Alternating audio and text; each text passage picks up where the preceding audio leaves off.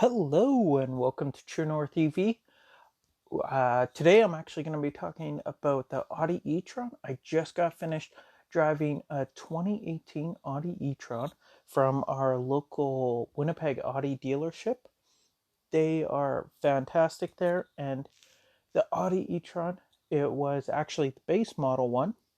It has 6,000 kilometers on it, but it's actually being used as their service loaner vehicle, which is the most brilliant way for any dealership who is actually serious about helping customers transition over into electrics can actually do.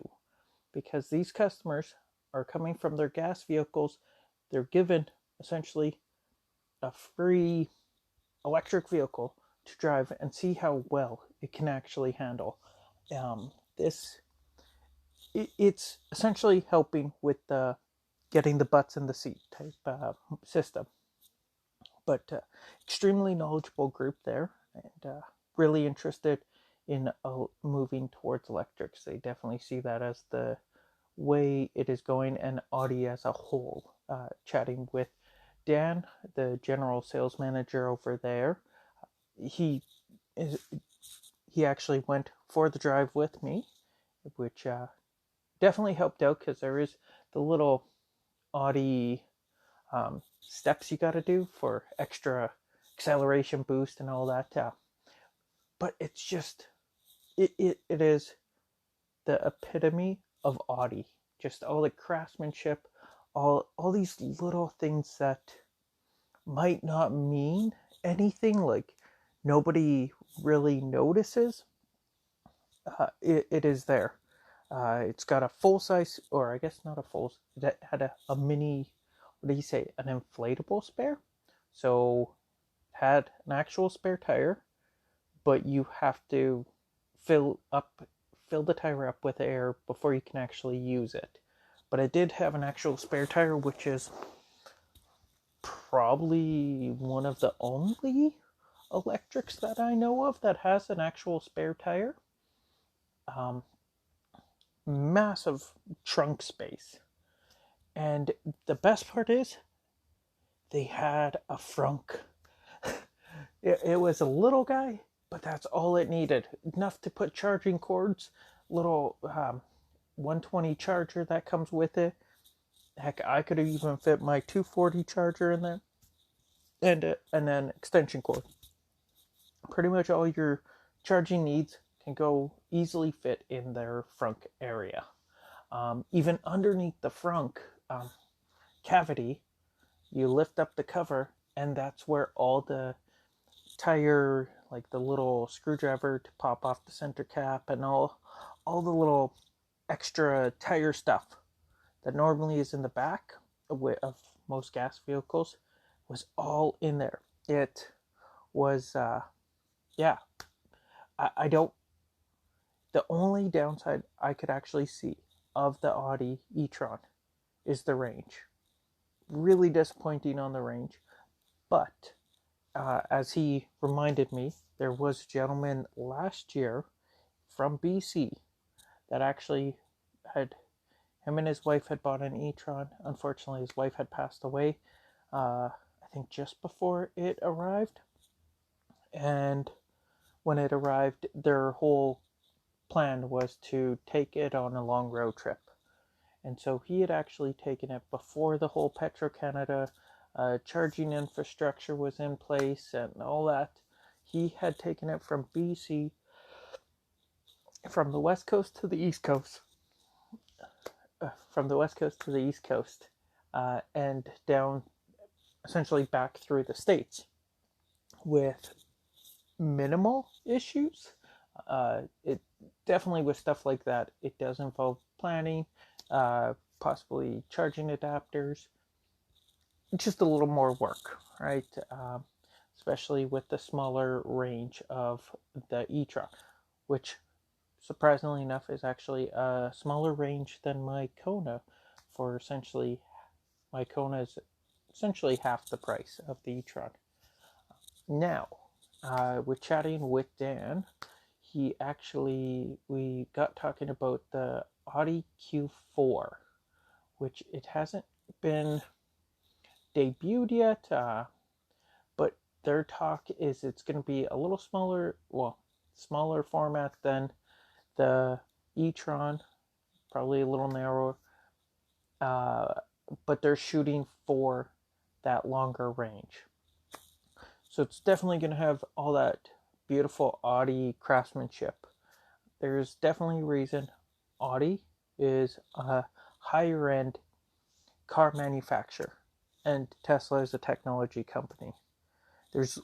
Don't get me wrong, I love Teslas, but Tesla is a technology company. They got the panel gap issues. They got all the little quirks that they're working out as a newer car dealership.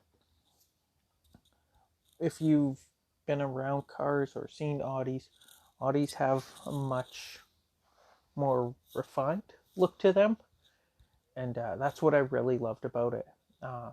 It had a center where the instrument cluster is. It had a digital display that showed a satellite view of the map and all that. It was so clear and the quality was just amazing on it. It, like, you could pick out little individual houses and everything. It was incredible. Fairly easy to use. It's one of those vehicles that if you have an hour or two, just kind of go and play with all the buttons. You'll know how to do everything. You just need an hour or two and then it will be comfortable with it.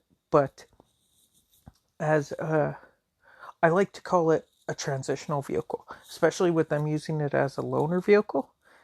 I find it does have settings in it to help with your transition from a gas to an electric. So one of them was called, it was like a message center, or essentially it helps, it sends up little messages onto the screen to help you get more range out of it, to encourage that efficient driving methods. But I don't know how else to say how great the Audi was. Like, I know friends that have had Audis quite a bit, and they've always been really nice cars, but I had certain expectations of the Audi, and it actually just blew them all away. Which I guess it should as a six-figure car, but it blows me away, like, on the luxury side of it. It's where I've driven six-figure Teslas. It blows me away for performance and all that. But other than that, like, they're great cars. It's really cool having that massive display. But I don't know, it's completely different. I don't think I would compare the Audi e-tron to a Tesla. It's different ballparks, essentially. Yeah, if you're after luxury, I'd say go with an Audi. As I said, the only downside is the range, which hopefully they'll fix that soon. But yeah, it's basically, I'm going for a road trip out to Alberta, hopefully soon, if all keeps going the way it's going. And I'm going with my Kona Electric, where if I had fast chargers the whole way, every, let's say, 200 kilometers, I would try to find a way to maybe swap my Kona for the e-tron for that trip. Just, it's that great luxury, cushiony seats and all that going. He did say they have an app for it also, so even with the range loss that you get in the winter time, because most Audis are garage kept. The nice thing with the Audi e-tron is you can warm up the vehicle still in the garage without ever having to go into the cold garage. Like, you don't have to now crack the door open so you could start the vehicle. You just go on the app and you start warming it up while it's still plugged in. So you're, even with the lower range that it has, you can find ways to minimize that. I don't know even what else I'm still trying to kind of, I guess, process everything that I saw, because there's so many little details that the Audi engineers and design team went over and essentially just put their little touches on everything. Even the charger port, I guess, on the driver's side, they kind of match it on the passenger side, where you never look at both sides to be in at the same time. Just subtle things to keep that design flow going. But yeah, it's nice. Actually, even the frunk had a cover on it, so whatever you stuck in the frunk wouldn't get all dusty and dirty, because there's always still a little bit of dust that gets in there. But yeah, I don't know what else to say. It blew me away, and I think I'm gonna have to go on another drive, maybe a little longer or whatever. And I'm probably gonna do another talk about the e-tron, just because of that, all those little details.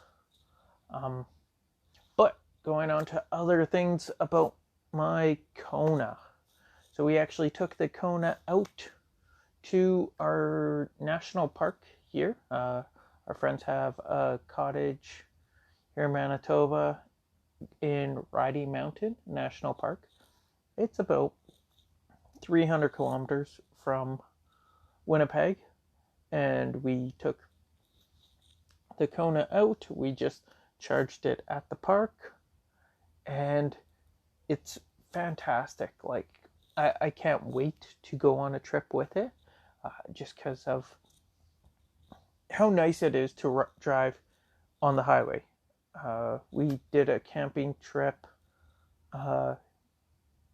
to another part of the province where we actually had to borrow a friend's gas vehicle because our Kona, I didn't have the adapter for the campground that we went to. It was an older campground, so it only had, it's called a TT30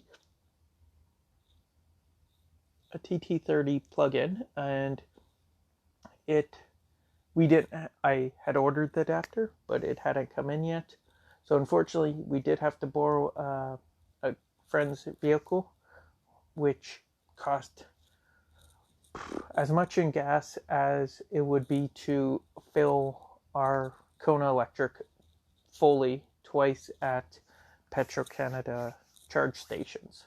So it was about $50 worth of gas for it. And but driving it on the highway, it was so exhausting compared to the Kona, with the lane keep,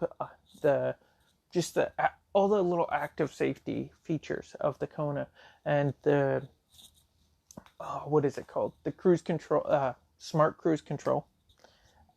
Just keeping your distance from the vehicle in front of you. As the vehicle in front starts slowing down even a couple kilometers, all of a sudden you start realizing that you're gaining on them slowly. And it's okay, now we gotta slow down. It's just mentally draining. It's all these little things that just, you get there, you get to your stop all tired.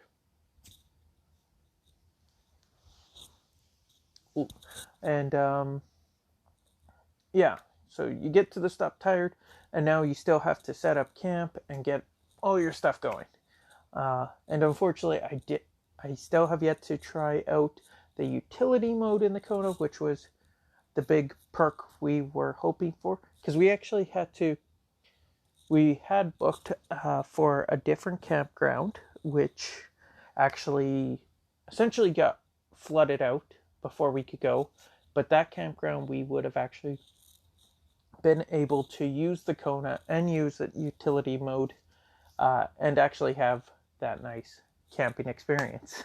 And but we went another route because of the flooding out, and so, but yeah, the gas vehicle, it definitely helps me to realize the next vehicle is going to be electric. It's not it's not a matter of what kind of electric, and I think that's what will help us move forward, is allowing people to borrow our electrics. And if you got two electric vehicles, kind of one as a secondary vehicle, I would say allow people to get their butts in the seat, essentially. Let people drive it. Let people experience the niceness, the lack of issues with it.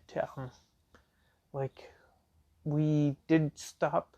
We went kind of in a big circle to our friend's cottage this week, just because I wasn't 100% sure what was out there for charging wise, and so I just wanted to have that extra buffer.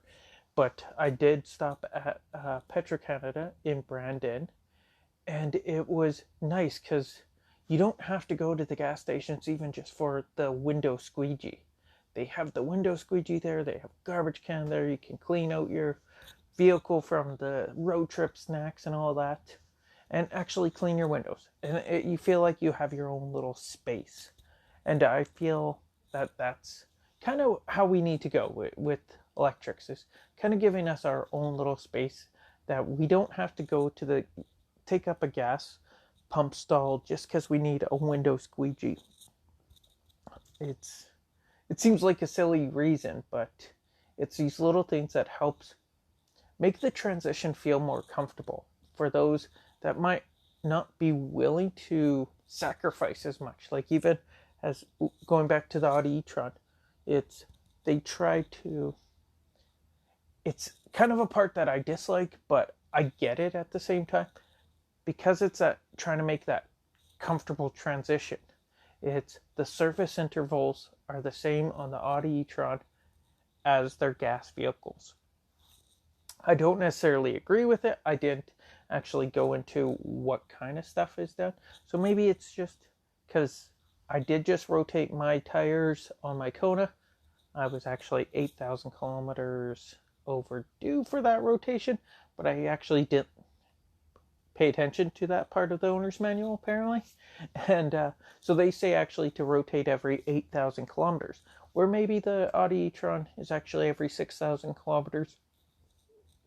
They just rotate the tires as part of the service, which, hey, I'm all for it. If the dealership actually wants to be a part of that transition, it at least helps, I guess, give them business, which in the future, hopefully, they can maybe do like Tesla and have like a service mechanic or whatever that maybe comes to your house with a jack and just rotates the tires for you. Like, I feel that going with the electrics as a convenience, I feel that the at-home service is going to be way more common in a way. It's just because you don't need to carry around a bunch of oil, whether it's new or used, to do oil changes. There's not all these different parts that you have to keep in a vehicle. There's very minimal parts. There's not a whole lot that can go wrong with them. There's a reason that Tesla can actually provide it at home. Yes, there's always going to be a few things that need to go into a shop for, but it's not something that every little thing has to go to a shop. The majority of things can stay out of a shop, which actually then frees up more shop bays for bigger jobs, which I don't know about. I've never run a business like that, but I would think that in the end it would actually be way more profitable to do that, especially if you're doing it with an electric vehicle, which I believe the Transit Connect electric is supposed to be coming out next year. And I know most dealerships would prefer to keep, like an Audi dealership usually won't want to be driving around a Ford Transit Connect as their service vehicle, but maybe they use an Audi e-tron as a service vehicle, a used one or whatever, right? Like once they start coming on the market as used, then it's a little easier, I guess, to justify doing that. But yeah, I don't know what else to say other than I am looking at possibly starting a little side business. We'll see how it goes, as to just trying to figure out all my different charging adapters that I might need for a road trip or just going camping or whatever. I've started picking up extra adapters, or I guess not really extra adapters. I've started picking up adapters, and I'm looking at possibly renting them out. I've talked to a few other more car charger companies, and trying to see what their hang-ups has been to as to why they don't rent them out or any. So I'm just trying to go through and possibly find solutions for those problems to maybe start renting out adapters, just so people don't have to pick up adapters for kind of a spur of the moment type deal, like when we wanted to go camping, right? It's if there's a place you can go to just get an adapter for the weekend or whatever, it's a lot more convenient than ordering and having to wait 2 to 3 weeks for it to come in. And that being said, there is some adapters that are a lot more money, especially like the Tesla Chatamo adapter is, I believe, $600 to $700. So especially if you're not doing a lot of road trips and you might just need it a couple of times, it's really hard to justify spending that kind of money just for a couple of times. It's a lot easier if you're just renting it for a couple of times. So I'm going to wrap it up there. And if you guys do want to get a hold of me, you can contact me at truenorthev@gmail.com. You could find me on Facebook at True North EV Podcast, or you can find me on Twitter at True North EV Podcast. Feel free to reach out if you got an Anchor to leave a voicemail on that. And if you have Apple Podcasts, I guess like and subscribe. Apparently that helps attract more people that might just be searching for an electric podcast. And again, I mentioned, if you guys have other EV podcasts out there that you would love me to hear, I am always looking for more podcasts. And speaking of which, I would recommend you go to check out EV Resources Podcast, which is a podcast out of Vermont. I just got chat regularly with Zach, who's running that. You give him a Patreon of $1 a month, and he does so much work for that. He actually creates like a monthly magazine for it, and which I don't get how he can do for $1 a month.